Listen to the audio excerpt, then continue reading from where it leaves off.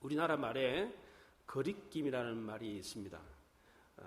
서로 사이에 뭔가 끼어 있는 거, 이게 거리낌입니다. 당신과 나 사이에 거리낌이 없어야 된다라고 말합니다. 인간관계에서는 둘 사이에 뭐가 끼어 있어서는 안 됩니다. 그런데 당신과 나 사이에 꼭 끼어 있어야 하는 것이 있습니다. 그것이 무엇입니까? 바로 하나님입니다. 둘 사이에 하나님이 끼어 있으면 그 두 사람의 관계가 더 아름다워집니다. 다윗과 요나단은 서로 원수지간이었습니다. 그런데 이 두 사람이 정말 가장 아름다운 친구가 되었습니다. 왜냐하면 그 둘 사이에 하나님이 끼어 있었기 때문입니다. 요나단은 다윗을 결코 사랑할 수 없는 위치에 있었습니다. 요나단은 아버지 사울왕이 죽으면 뒤를 이어서 왕이 될 사람이었고, 다윗은 그 당시에 이스라엘 백성들의 민중적인 지지를 받고 있었기 때문에 요나단의 라이벌이었습니다. 그래서 요나단의 아버지 사울왕은 다윗을 죽이려고 했습니다. 이런 집안 분위기 때문에 다윗과 요나단은 서로 원수지간이었습니다. 친구가 될 수가 없었습니다. 그런데 놀랍게도 이 둘 사이는 둘도 없는 친구가 되었습니다. 그것도 그냥 친구가 아니라 자기 생명처럼 아끼고 사랑하는 친구가 되었습니다. 다윗과 요나단의 우정이 이렇게 좋았던 이유가 무엇입니까? 그들의 인격이 고상했기 때문입니까? 취미가 비슷해서 생각이 같아서 친구가 된 것입니까? 그렇지 않습니다. 그 둘 사이에 하나님이 있었기 때문입니다. 다윗과 요나단은 서로 만나고 헤어질 때 우리 하나님 앞에서 맹세했던 것을 기억하자, 이렇게 말했습니다. 사무엘상 20장 42절에 요나단이 다윗에게 이르되 평안히 가라. 우리 두 사람이 여호와의 이름으로 맹세하여 이르기를 여호와께서 영원히 너와 나 사이에 계시고 내 자손과 내 자손이 사이에 계시리라, 이렇게 말했습니다. 다윗과 요나단은 하나님 앞에서 약속했고 하나님과 더불어 사랑했습니다. 신앙에서 가장 아름다운 신앙을 삼겹줄 신앙이라고 합니다. 전도서 4장 12절에 한 사람이면 패하거니와 두 사람이면 맞설 수 있나니 삼겹줄은 쉽게 끊어지지 아니하느니라 그랬습니다. 너와 나만 있으면 두 겹줄이 돼가지고 끊어질 수 있습니다. 그러나 너와 나 사이에 하나님이 계시면 삼겹줄이 되어서 끊어지지 않는다는 겁니다. 남녀 간의 사랑, 부부 간의 사랑은 두 겹줄이면 끊어질 수 있습니다. 그러나 그 사이에 하나님이 계시면 끊어지지 않습니다. 오늘 본문 6절에 사랑은 진리와 함께 기뻐한다고 했습니다. 이 말이 무슨 뜻입니까? 첫째는 사랑은 함께 기뻐하는 것입니다. 우리말 성경에는 함께 기뻐한다 두 단어로 되어 있지만 헬라어 원문 성경에는 한 단어로 되어 있습니다. 다른 사람을 울리고 나만 기뻐하는 것은 참 기쁨이 아닙니다. 남에게 손해를 끼쳐서 내가 기쁜 것은 참 기쁨이 아닙니다. 때리는 기쁨, 속이는 기쁨, 빼앗는 기쁨이 있습니다. 그러나 이 기쁨은 성경에서 말하는 참 기쁨이 아닙니다. 사랑은 악한 방법으로 기쁨을 취하지 않습니다. 사랑은 더불어 함께 기뻐하는 것입니다. 상대방을 기쁘게 할 때 비로소 내가 참 기쁨을 누릴 수 있습니다. 그렇기 때문에 우리는 남편을 기쁘게 하고 아내를 기쁘게 하고 부모님을 기쁘게 하고 자녀를 기쁘게 하고 친구와 이웃을 기쁘게 해야 합니다. 이렇게 할 때에 나도 참 기쁨을 누리게 되는 것입니다. 서울대학교 학생들에게 우리나라 지성인 중에 가장 존경하는 사람이 누구냐라고 물었더니 1위가 신영복이었습니다. 과거 통일혁명당 사건으로 무기징역 선고를 받고 감옥에서 20년 수감 생활을 하고 풀려나서 성공회대학교 교수로 지내다가 지난 2016년에 돌아가셨습니다. 이 사람이 감옥으로부터의 사세, 나무에 더불어 수업, 나무가 나무에게 엽서 등의 많은 책들을 남겼습니다. 이 사람이 20년 동안 감옥 생활을 하면서 많은 책을 읽고 깨달은 것 중에 하나가 바로 인간은 더불어 사는 존재라는 겁니다. 이 사람이 글씨체도 더불어체라고 하는 글씨체를 만들었어요. 소주에 왜 처음처럼이라고 하는 소주 있잖아요. 그 처음처럼이라는 글씨가 이 신영복 씨의 글씨체입니다. 이 글자는 한자 한자가 떨어져 있는 것이 아니라 서로 글자가 어깨동무를 하면서 그렇게 붙어 있습니다. 이 사람은 감옥 생활을 하면서 사람은 더불어 함께 살아야 행복한 존재가 된다라는 것을 깨달았습니다. 한자로 사람인자를 이렇게 쓰잖아요. 사람이 어떻게 되어 있습니까? 서로가 기대어 있는 것입니다. 이게 사람이라는 겁니다. 본래부터 사람은 더불어 함께 있을 때 행복했습니다. 하나님이 우주 모든 만물을 만드시고 아담을 나중에 창조했습니다. 아담은 에덴 동산에 부족한 것이 없는 곳에서 살았지만 아담은 행복하지를 않았습니다. 하나님이 보셨을 때 아담은 좋아 보이지 않았습니다. 독초하는 것이 좋지 않다 그렇게 말했습니다. 그래서 아담이 잠든 사이에 갈비뼈를 빼가지고 하와를 만들어 줬을 때 비로소 아담은 좋은 사람이 되었습니다. 행복한 사람이 되었습니다. 사람은 더불어 함께 있을 때에 비로소 만족감을 누리고 기쁨을 얻습니다. 나만 기뻐하는 것은 참 기쁨이 아닙니다. 사랑은 함께 기뻐하는 것입니다. 두 번째로 사랑에는 기쁨이 있습니다. 하나님이 우리를 사랑하신다라고 할 때는 꼭 함께 있는 말이 있습니다. 그게 바로 기쁨입니다. 신명기 10장에 여호와께서 오직 조상들을 기뻐하시고 그들을 사랑하사 그들의 후손인 너희를 만민 중에 택하셨음이 오늘과 같으니라 그렇게 말을 했습니다. 사도 바울도 빌립보 교회 성도들을 나의 기쁨이요 나의 사랑이다 이렇게 말을 했습니다. 빌립보서 4장에 그러므로 나의 사랑하고 사모하는 형제들 나의 기쁨이요 면류관인 사랑하는 자들아 이와 같이 주 안에 서라 이렇게 말하면서 사도 바울 역시도 빌립보 성도들을 사랑이고 기쁨이다 이렇게 말을 했습니다.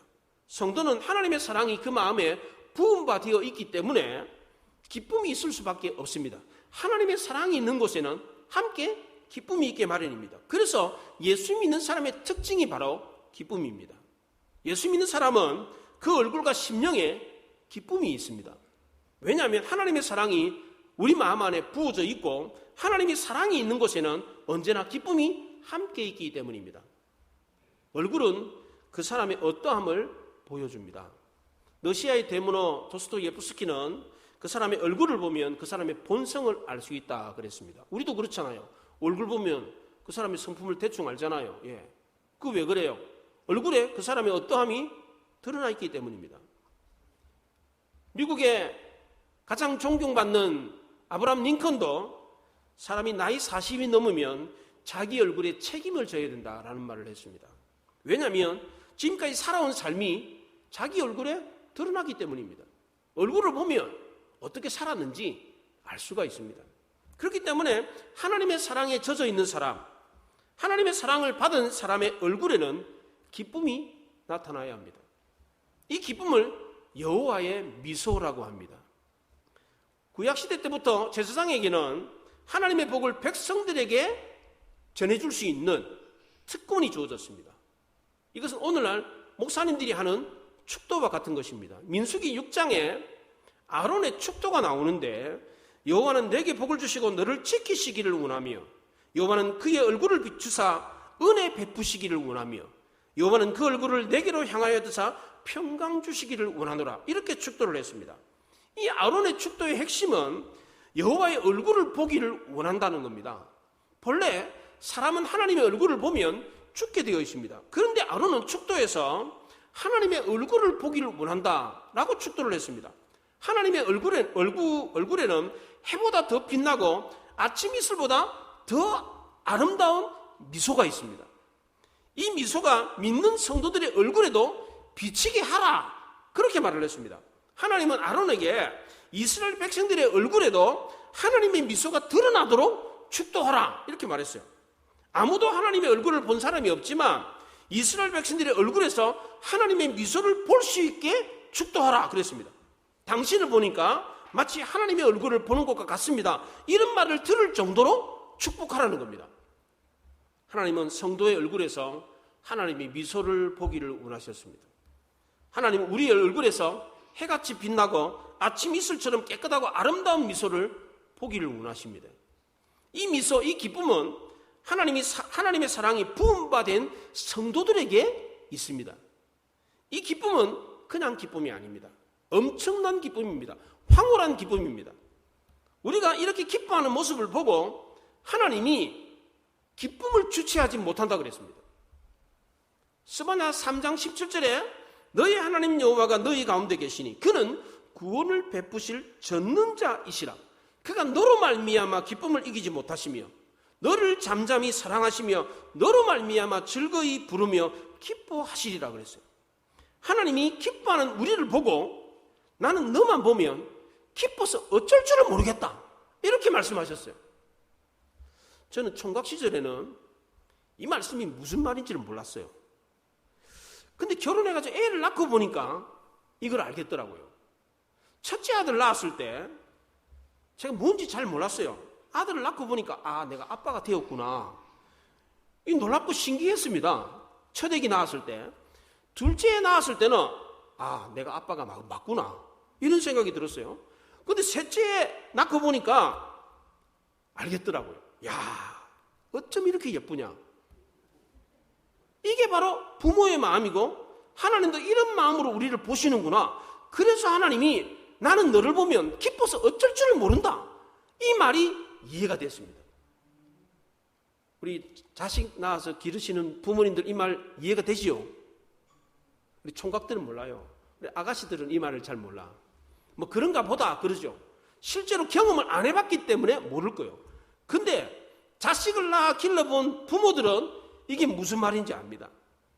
눈에 넣어도 아프지 않다라는 말을 하는데 이게 이해가 안 되잖아요. 눈에 넣었는데 어떻게 안 아파? 근데 이 말이 자식 낳아 길러보면 이해가 됩니다. 그렇잖아요. 하나님도 우리를 향해서 내가 너를 보면 기쁨을 이기지 못한다고 그랬습니다. 왜 하나님이 우리를 보고 기쁨을 이기지 못합니까? 우리를 너무너무 사랑하시기 때문입니다. 사랑에는 기쁨이 있습니다. 사랑하면 바라만 봐도 그냥 기뻐요. 그렇지 않던가요? 연애할 때 사랑하는 연인들 보면 보고만 있어도 기쁘지 않나요? 예. 그렇잖아요? 마지막 세 번째로 사랑은 진리와 함께 기뻐합니다. 사랑은 진리에 동조하고 진리와 운명을 같이 합니다. 모든 것을 다 걸고 사랑했다고 할지라도 진리와 함께 하지 않으면 그것은 사랑이 아닙니다. 만약 내가 사랑하는 사람이 살인자고 사기꾼이라면 그 사랑은 참 사랑이 아닙니다. 왜냐하면 사랑의 대상을 잘못 골랐기 때문입니다. 그런데도 이걸 사랑이라고 생각하는 사람은 그 악한 사람과 같이 망합니다. 왜 우리가 예수님을 사랑합니까? 예수님이 진리이시기 때문입니다. 요한복음 14장 6절에 예수께서 이르시되 내가 곧 길이요 진리요 생명이라고 그랬습니다. 예수님은 자신이 진리라고 그랬습니다. 예수님이 하나님의 아들이시고 우리를 구원하기 위해서 십자가에 못 박혀 죽으신 게 맞습니다. 그렇기 때문에 그게 진리이기 때문에 우리는 예수님을 사랑하는 겁니다. 만약 예수님이 하나님의 아들이 아니고 사기꾼이었다면 십자가에 못 박혀 죽으신 것도 유대인들이 말하는 것처럼 불경죄를 저질렀기 때문에 반란죄를 지었기 때문에 십자가에 못 박혀 죽은 것이라면 우리는 예수님을 사랑할 이유가 없습니다. 우리가 예수님을 사랑하는 이유는 예수님이 하나님의 아들이시고 우리를 위해서 죽으신 십자가에 못 박혀 죽으신 하나님의 아들이시기 때문입니다. 우리가 하나님을 사랑하는 이유도 마찬가지입니다. 시편 저자도 시편 31편에서 내가 내 영을 주의 손에 부탁하나이다. 진리의 하나님 여호와여 나를 속량하셨나이다. 하나님을 진리의 하나님이라고 그랬습니다. 우리가 성령을 사랑하는 것도 마찬가지입니다. 성령도 진리이기 때문입니다. 요한복음 16장 13절에 그러나 진리의 성령이 오시면 그가 너희를 모든 진리 가운데로 인도하시리니 그랬습니다. 성령도 진리이기 때문에 오르시기 때문에 우리가 사랑하는 것입니다. 우리가 세상에 돈이나 명예나 권력을 추구합니다만 그것을 사랑해서는 안 됩니다. 왜냐하면 그것은 진리가 아니기 때문입니다. 진정한 사랑은 진리에 대한 사랑입니다. 진리에는 무한한 가치가 있고 세상에 알지 못하는 기쁨이 있기 때문입니다. 그래서 모세는 장성하여 바로의 공주의 아들이라 칭함을 받기를 거절하고 도리어 하나님의 백성과 함께 고난받기를 더 좋아했습니다. 모세가 왕자의 자리를 내놓을 수 있었던 것은 진리가 무엇인지 알았기 때문입니다. 자기는 애굽 사람이 아니라 이스라엘 사람이라는 것을 알았고 하나님이 이스라엘 백성들에게 약속한 것이 있다는 것을 알았기 때문입니다. 요즘 북한에서 탈북해서 남한으로 내려온 사람들이 많지 않습니까? 그들 중에 특히 엘리트인 사람들이 탈북하는 경우가 늘어나고 있습니다. 왜 이 사람들이 탈북을 합니까? 엘리트면 최고 0.1%, 0.001%에 해당되는 사람들입니다. 북한에서 떵떵거리며 잘 사는 사람들이 탈북을 해서 남한으로 내려옵니다. 탈북하다가 붙잡히면 죽거나 수용소에 갇혀가지고 짐승보다 못한 삶을 삽니다. 그런데도 불구하고 목숨을 걸고 탈북을 합니다. 왜 그렇습니까? 진리를 깨달았기 때문입니다. 남한 소식을 전해주는 매체나 사람들을 통해서 남한 소식을 듣고 그동안 김정은 정권에 속았다, 이 사실을 알았기 때문입니다. 북한에서 웃으면서 기뻐했던 것은 진짜 기쁨이 아니었습니다. 북한의 위협적인 감시 체계 하에서 거짓에 동조해서 어쩔 수 없이 웃는 그냥 속이는 웃음이었어요. 그렇잖아요. 북한 국가적인 행사 있을 때 막 꽃 들고 막 하면서 막 웃잖아요. 그거 다 가짜예요, 가짜. 예. 안 흔들면 죽으니까, 쫓겨나니까, 추방되니까 어쩔 수 없이 막 이러는 거예요, 이게. 그런데 남한에 내려와가지고 진실을 알고 자유로운 마음으로 웃는 웃음은 진짜 웃음입니다. 누가 웃으라고 해서 웃는 웃음이 아니에요, 그거는. 김정은 정권을 찬양하고 동조했던 것은 립싱크였습니다. 대한민국에 내려와가지고 김정은 정권의 실체를 알았을 때 이 사람들은 치를 떨며 분노를 합니다. 왜냐하면 그동안에 속고 살았기 때문입니다. 북한의 김일성 대학 출신 탈북자 중에 한 청년이 이런 얘기를 하더라고요. 우리는 플라톤의 동굴 비유에 나오는 이야기처럼 동굴에서 벗어나서 진리를 깨달은 사람과 같습니다. 북한이라고 하는 동굴 속에 갇혀 있을 때는 그게 진리가 무엇인지 몰랐는데 탈북하고 보니까 그게 다 그림자였고 거짓이라는 사실을 알았습니다. 북한이라고 하는 것이 마치 플라톤의 동굴 비유에는 동굴과 같다는 거예요. 플라톤의 동굴 비유에 동굴 안에 제수들을 쇠사슬로 묶어가지고 동굴 벽을 바라보도록 해놨어요. 그러니까 동굴 벽을 바라보고 뒤를 돌아볼 수 없으니까 동굴 바깥에서 뭐가 지나가면 동굴 벽에 그림자가 맺혀요. 그럼 그게 진짜인 줄 알았어요. 동굴 안에서 사는 사람들은 그냥 한 번도 동굴 밖을 나가본 적이 없으니까 동굴 벽에 비치는 그 그림자가 그냥 실체인 줄 알았어요. 그런데 어떤 한 사람에 의해서, 절대자에 의해서 쇠사슬이 풀려가지고 동굴 밖에 나갔는데 나가서 보니까 말이 지나가고 소가 지나간 게 동굴 벽에 비친 거예요. 동굴 벽에 비친 거는 실체가 아니고 그림자였어요. 거짓이었어요. 그게 동굴 안에 있었을 때 그걸 몰랐어요. 동굴 밖에 나와보니까 그게 거짓이라는 사실을 알았다는 거예요.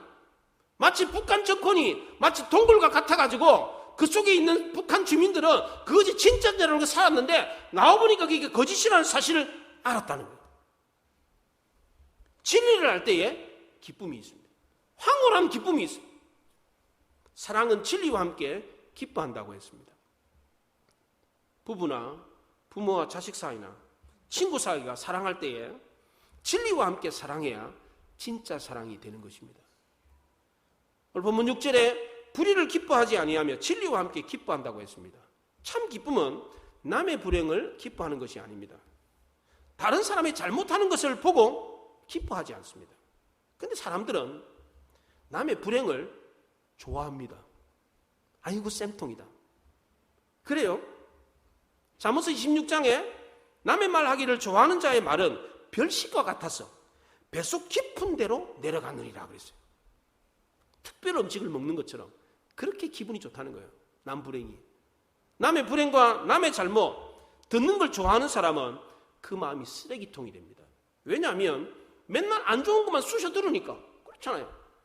맨날 안 좋은 것만 들으면 그 마음이 안 좋은 것들로 가득 차가지고 쓰레기통이 됩니다. 처음에 들을 때는 나는 깨끗해, 나는 저 사람과 달라 이러면서 듣습니다. 그런데 시간이 갈수록 자기도 모르게 더럽고 부정한 것이 마음속에 가득 차며 내가 꼭 그 사람이 됩니다. 이런 사람은 사탄의 도구가 되기 쉽습니다. 왜냐하면 사탄은 더럽고 부정적인 것을 좋아하기 때문입니다. 아도 핑코라고 하는 유명한 설교가는 사탄이 이용하기 제일 좋은 사람은 악한 소문에 귀를 기울이는 사람이라고 했습니다. 잠언서 17장에서도 악을 행하는 자는 사악한 입술이 하는 말을 잘 듣고 거짓말하는 자는 악한 혀가 하는 말에 귀를 기울이느니라 그랬습니다. 악한 자가 사악한 말을 잘 듣고 거짓말하는 자는 악한 말에 귀를 기울인다고 했습니다. 남의 불행을 기뻐하고 남의 허물을 떠버리기를 좋아하는 사람은 사탄의 도구가 되기가 쉽습니다. 과거의 부부는 사랑하기 때문에 부부가 되었습니다. 그런데 요즘 부부는 사랑하기 때문에 부부가 되는 것이 아니라 신뢰하기 때문에 부부가 된다고 합니다. 왜냐하면 그만큼 우리 사회에 믿음이 없어졌기 때문입니다. 왜 믿지 못하기 때문에 이혼하는 겁니다. 왜 믿지 못합니까? 진리와 함께 사랑하지 않았기 때문입니다. 신뢰가 깨어진 사랑은 더 이상 사랑이 아닙니다. 부부 사이만 그런 것이 아닙니다. 부모와 자식 사이도, 연인과 연인 사이도 마찬가지입니다. 신뢰가 깨어지면 사랑에 금이 갑니다. 이런 부모들이 있습니다. 자녀들이 학교에 가지 않고 무단 결석을 했을 때 부모가 자녀에게, 야, 선생님에게 집안에 큰 일이 있어가지고 엄마 아빠 따라가느라 결석했다고 말해라. 이렇게 말합니다. 이렇게 가르칩니다. 물론 사소한 거짓말이죠. 근데 자녀는 부모가 이렇게 말하면 뭘 배우겠습니까? 아, 선생님을 속여도 되는구나. 선생님께 거짓말해도 되는구나. 이런 자녀는 선생님께만 거짓말합니까? 다른 사람에게는 거짓말하지 않습니까? 다른 사람에게도 합니다. 부모가 자녀에게 거짓말을 가르치는 경우가 있습니다. 이러면 자녀는 뭘 보고 배우겠습니까? 이렇게 되면 결국 부모와 자식 간에도 신뢰가 깨어집니다. 아, 우리 엄마 아빠도 거짓말하는구나. 이걸 압니다. 나중에 이런 자녀는 부모마저도 속입니다. 왜냐하면 부모에게 보고 배웠기 때문입니다. 이렇게 되면 부모와 자식 관계도 깨어집니다. 사랑은 진리와 함께 기뻐한다고 했습니다. 그러면 부모와 자식이, 부부가, 친구가, 사랑하는 연인이 늘은지나 변함없이 한결같은 사랑하는 사이로 남으려면 어떻게 해야 됩니까? 그 사이에 뭐가 있어야 됩니까? 진리가 있어야 됩니다. 진리. 하나님의 말씀은 진리라고 했습니다. 사람과 사람 사이가 늘 사랑으로 가까워지려면 진리인 하나님의 말씀이 있어야 합니다. 그러기 위해서는 서로 말씀을 나누고 그 말씀으로 기뻐해야 됩니다. 우리 청년부에서 큐티집 사가지고 서로 말씀 나눈다 그러는데 굉장히 바람직하다는 생각이 듭니다. 서로 말씀을 나누는 관계 대단히 좋은 것입니다. 말씀으로 가르친 자녀는 거짓말하지 않습니다. 말씀으로 가까워진 남편과 아내는 서로 속이지 않습니다. 말씀 안에서 만난 친구는 배신하지 않습니다. 왜냐하면 말씀이 그 둘 사이를 변하지 않게 만들어주기 때문입니다. 사도 바울이 제일 사랑했던 교회가 있었습니다. 물론 사도 바울은 모든 교회를 다 사랑했습니다. 그런데 유독 이 교회만큼은 큰 애착을 가지고 사랑했습니다. 그 교회가 바로 빌립보 교회였습니다. 빌립보 교회가 사도 바울이 가장 사랑했던 교회라고 하는 증거는 빌립보 교회 성도들에게 보냈던 빌립보서에 기뻐하라는 말이 유독 많다는 겁니다. 기뻐하라는 말이 11번, 기쁨이라는 말이 5번, 도합 16번 기쁨에 대한 이야기가 나옵니다. 사람들은 누구나 다 웃는 사람을 좋아합니다. 우리 옛말에 웃는 사람 얼굴에 침 못 뱉는다 이런 말이 있습니다. 어른들은 하루에 15번 웃는답니다. 그런데 어린아이들은 하루에 400번 이상 웃는데요. 본래 사람은 웃도록 만들어졌어요.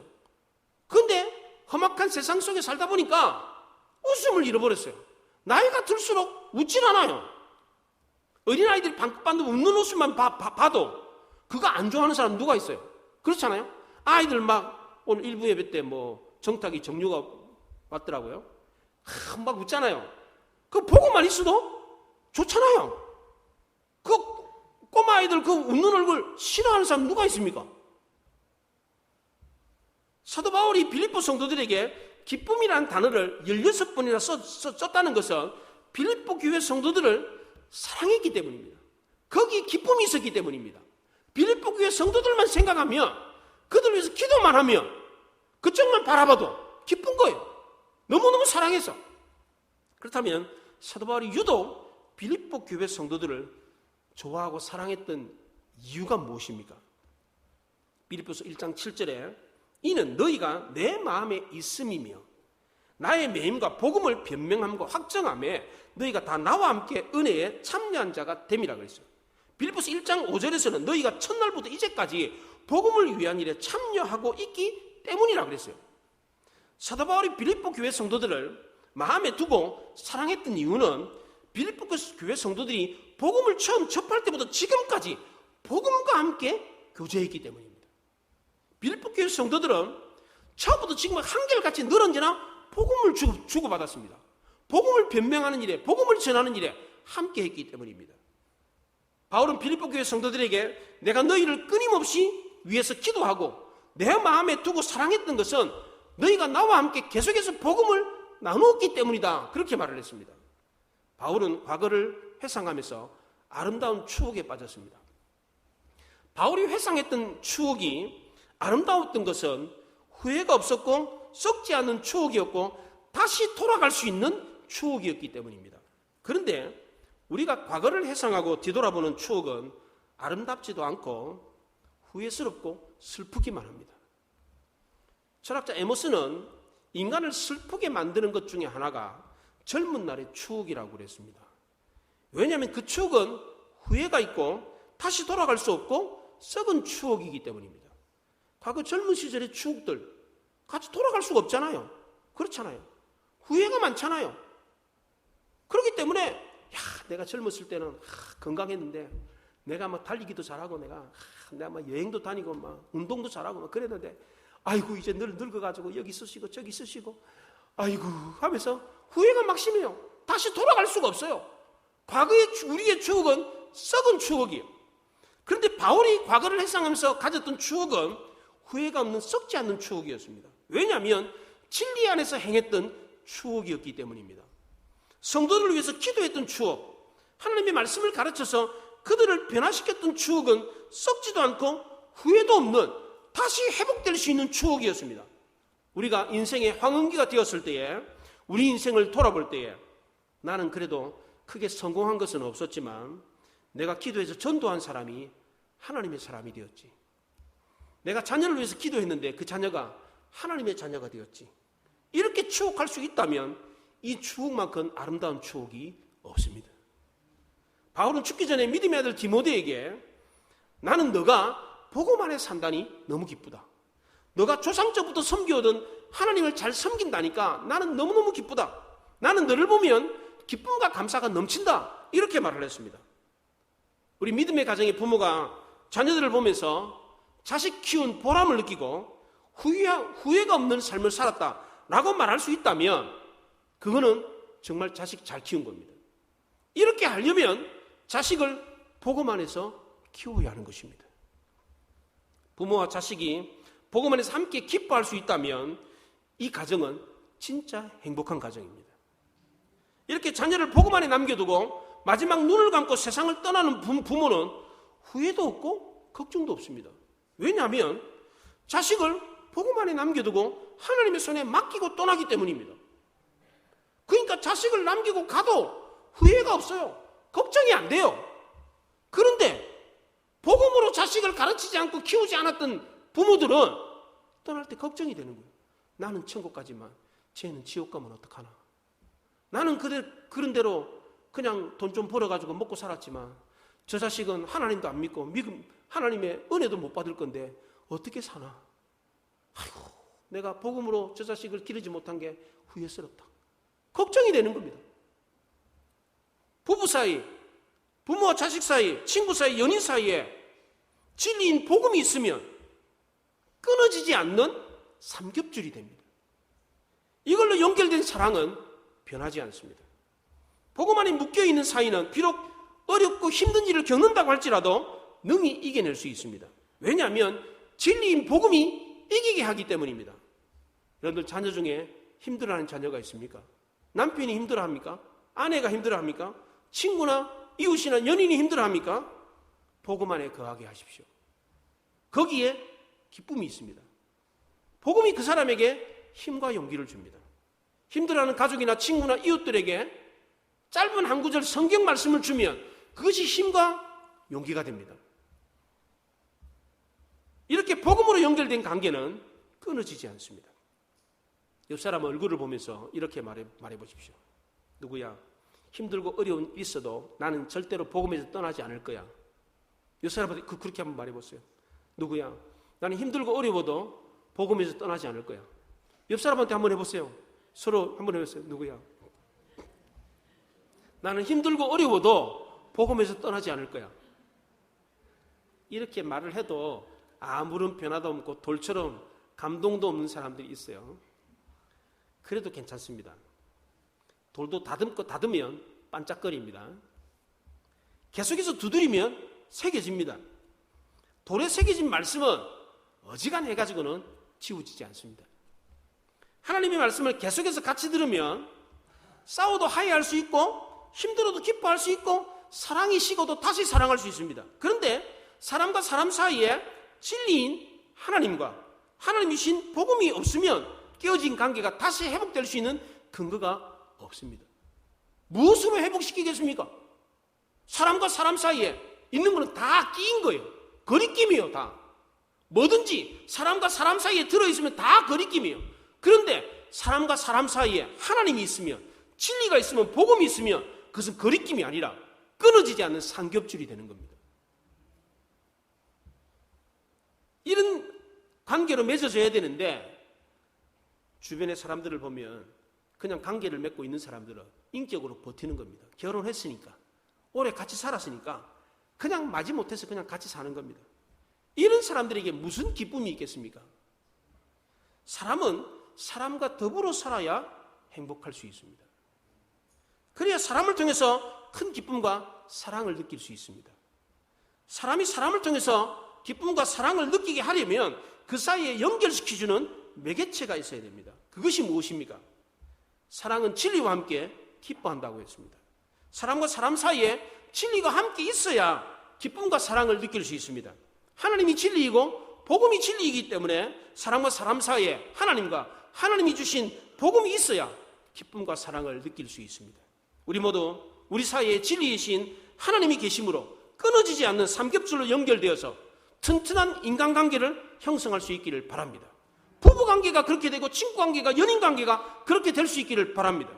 우리가 진리인 복음 안에서 서로 교제함으로 세상을 이기는 믿음과 용기를 얻고 하나님이 복음을 통해서 주시는 기쁨과 사랑으로 큰 만족과 행복을 누릴 수 있기를 바랍니다. 기도하겠습니다. 말씀을 생각하며 기도합니다.